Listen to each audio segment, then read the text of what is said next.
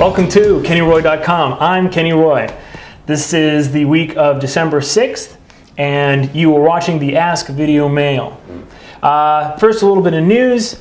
The referral program is going well. The number to beat now is 2. So if you still haven't referred anyone to the site, you have plenty of time. You have until December 31st to refer more than 2 people, and you could win the lifetime free membership to the site, never pay a dime, and you get all the content that I ever create for the site for the low price of $0 if you're the winner. So, and there's no limit to the number of people you can refer. So you can earn infinite amount of time free on the site as long as you want. So thank you for the people who have started referring members, and to the rest of you, it's very easy to do. Just give them your username, and when they sign up for the site, they put your username in and you get the free time. Okay.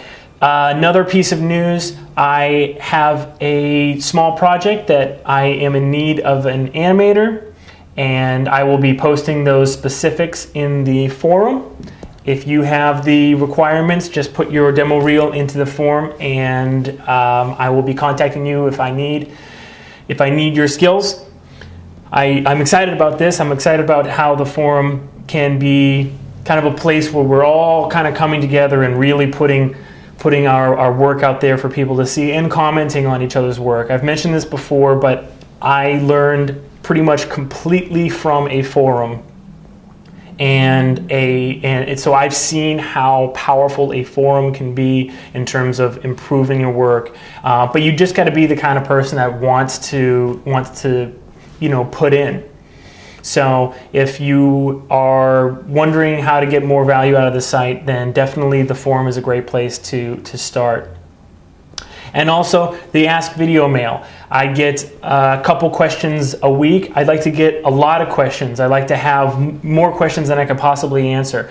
And it's a great way to participate in the site, again, because you get a little demo on a question that you have, and that is, I don't know, I think it's pretty cool. So maybe you can participate if you haven't yet.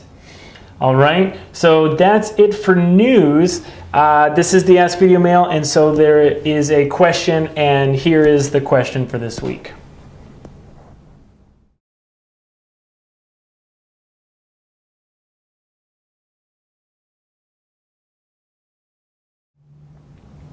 This is a really good question, because cycles are one of those things that in animation have a lot of hard and fast rules.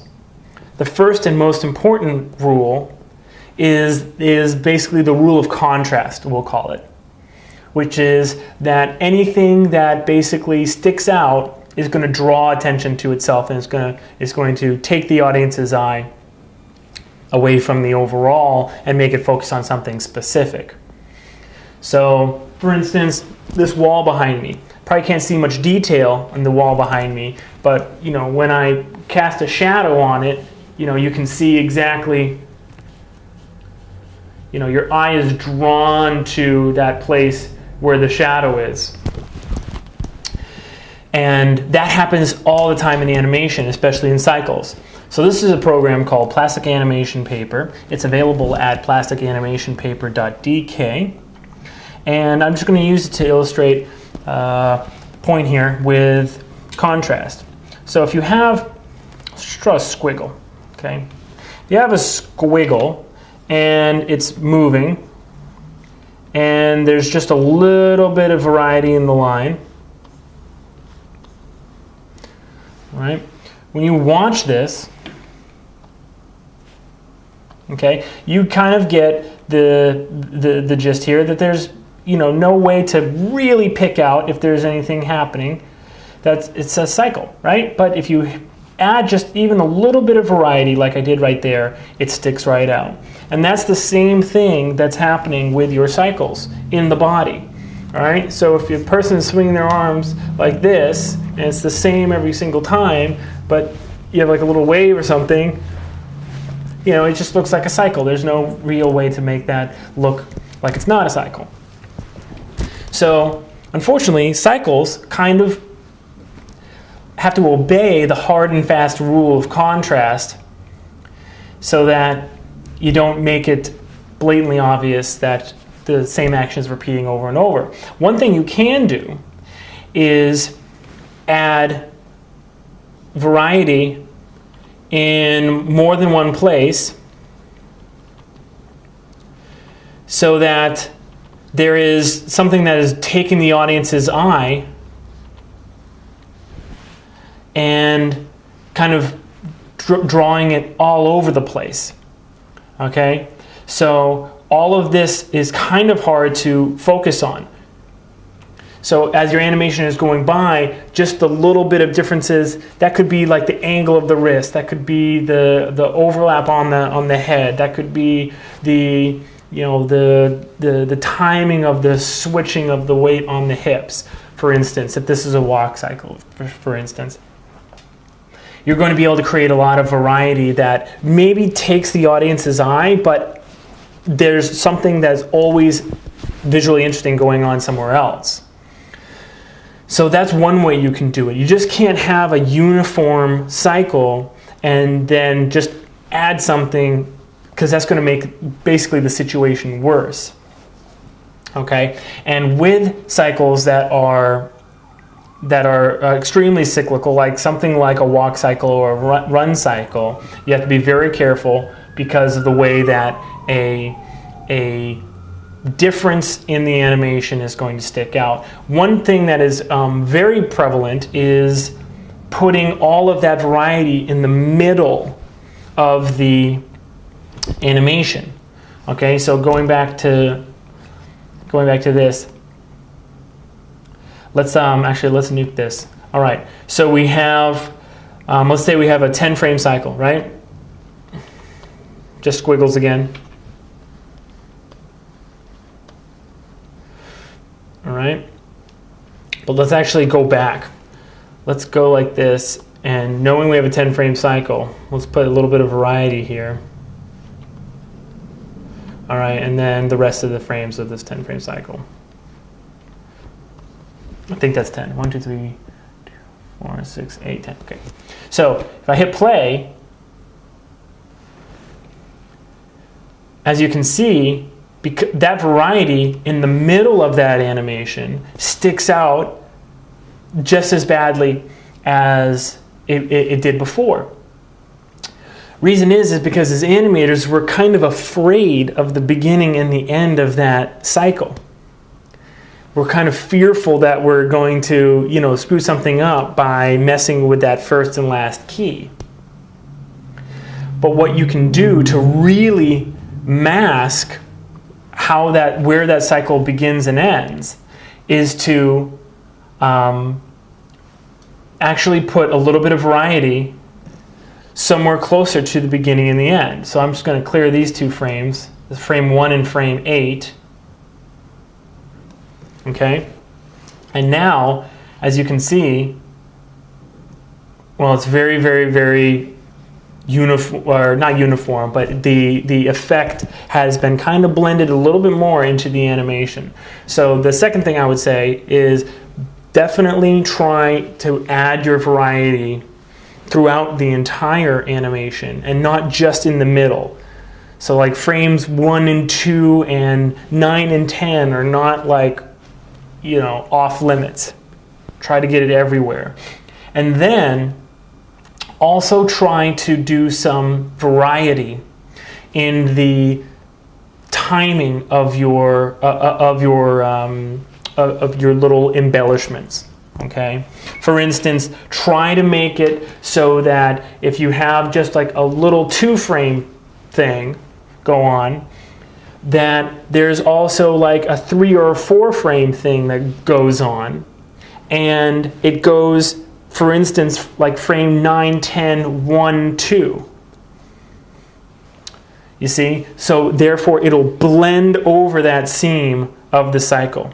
Does that make sense? So those are 2 things you can do. And the last thing is that secondary action and secondary motion are 2 different things. Secondary action is like when you're doing something while you're doing another main action. It's like actually something that the character is doing. Secondary motion is kind of like, you know, like cloth or like a belt loop, or if you're working in games, you have like weapons or something like that, or maybe like hair that you're animating, whatever that is. Secondary motion can be your best friend in terms of blending together cycles. So what my advice would be to put as much, if not more, variety into the secondary motion as the actual character performance. So for instance, and again, do not shy away from frames 1 and 2 and 9 and 10. Okay? Make sure that you're putting it throughout, you know, over those seams, over the cycle, and you'll be in a pretty good shape. I wanted to point one thing out that has to do with cycles. This is kind of a technical thing. Okay?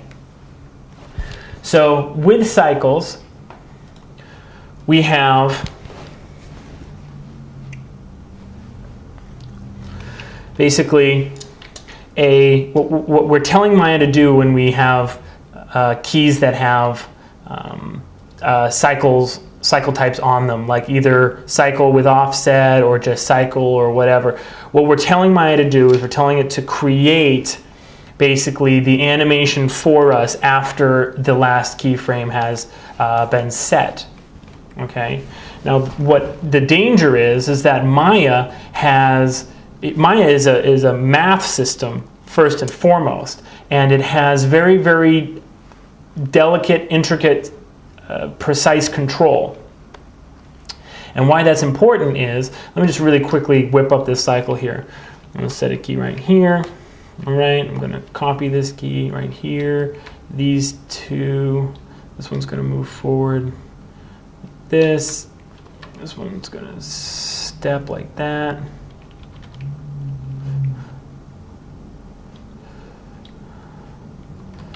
And then we're going to go right here, and then this is going to go right here. All right, so I just whipped up a very quick cycle. All right, so basically he walks forward like that. Okay, simple, right? And so if we go to 10 frames, oops, hit play, there he goes, he cycles. Now one thing that's nice to do is to actually counter animate his master controller so he stands still. All right, so we can actually look and work on this cycle in front of us, and we don't have to follow him or parent to camera or anything like that. Well, here's the problem with doing this. I'm going to grab all of these keys, and I'm going to go to my graph editor. Okay, we all know that the translate Z's of all world controllers need to be post-infinity cycle with offset, so that they actually do gain in space as they move forward. I'm going to grab all of these. I'm going to make all of these curve types cycle, and then I'm going to grab the translate Z's one more time and make it cycle with offset. Okay, so now we've done what we need to. This one does not need the middle key, and these should probably be straight. Okay, so now we have, again, this is still the same cycle, but now if we extend this to 100 frames, okay, the character is cycling. But look what's happening. See how that foot is dragging behind and is basically getting left behind? This is a very prevalent issue when you're dealing with cycles that have been basically eyeballed in the panel and go on for a really long time.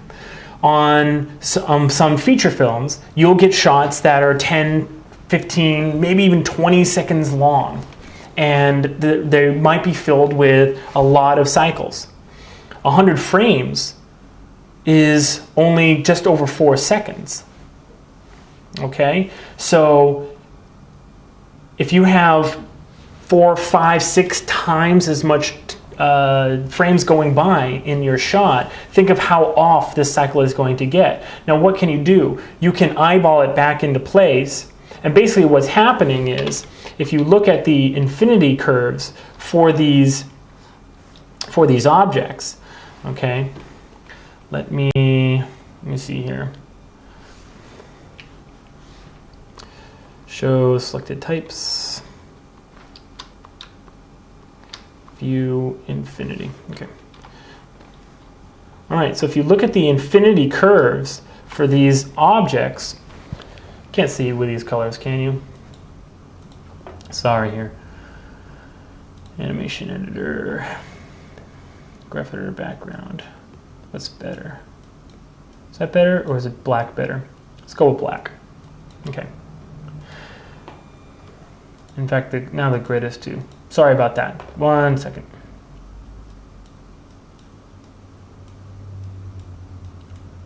There we go. Okay. So if you look at the infinity, if we in Maya extrapolates out what this animation is supposed to be doing, it's doing it correctly. Okay. But as we go into infinity, look how far apart they get. They spread way far apart. And that's because we haven't set what is called our stride length. All right, and so this is quickly how you do that. All right, let's go back to our 10 frame cycle and let's look at this. Our super mover is a good way to set our stride length. It is moving backwards negative 1.702. Now what's interesting about Maya is if you go up to channels, channel box, and you go to settings and then precision down here, you can actually change the number of decimal places, I think up to 14. And look at this over here. Now all of a sudden it's not 1.702, it's 1.7018328642929. All right, whoa! On a 1,000 frame shot, they're very, very rare, but you know, they happen. Lord of the Rings has some. Okay, your cycle is going to be completely off because you're multiplying that tiny little difference over 1,000 frames. So this is what you do.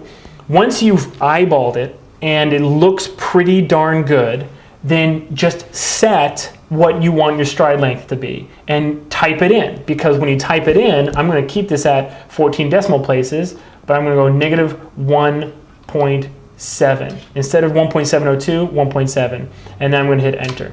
Okay, now look, even though there's 14 decimal places showing, only negative 1.7. Now I know it's exactly 1.7 and that's it.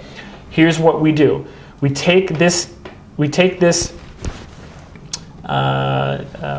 foot mover, and as you can see, the translate Z is crazy, and there's two ways you can fix this. Okay, so we have it starts on 0.20859292, etc., etc., etc., and goes to here. You can either retype this in, start it on 0.2, and what's 0.2 plus 1.7? It's 1.9. Okay, and now it will never get away from where it's supposed to be. Okay, so you can either type it in, or I'm going to do this on the other foot. You can actually use Maya's math functions to make it right. So this one's starting on negative 0.676808. All right. So what's negative 0.678? Oh wait, plus negative 1.7? It's crazy, right? So instead of doing that, what we're going to do is we're going to grab these. Okay. Actually, what we're going to do is we're going to just take these keys, all right, and make them equal by copying the first frame to frame 10. We're going to select them, and then we're going to add 1.7 to these by going into the graph editor, up into this little box, and hitting plus equals. That's how you do the math function, which means add 1.7. You do that, it'll put it right where it needs to go. Don't worry about the panel because it does the math function before it updates the panel. And now, both of those feet now have the proper stride length. So now I'm going to go back out to frame 100 and see the feet stay perfectly still. But look, the body is still getting a little bit screwed up. So I'm going to just fix the body, by going right here. It starts at 0. I'm just going to make this, see, look, it's 1.718. All right, so let's just make this 1.7. Okay, now frame 100, look at that. It stays exactly where it needs to be. It stays perfectly still. So that's what you need to do. Just set your stride length.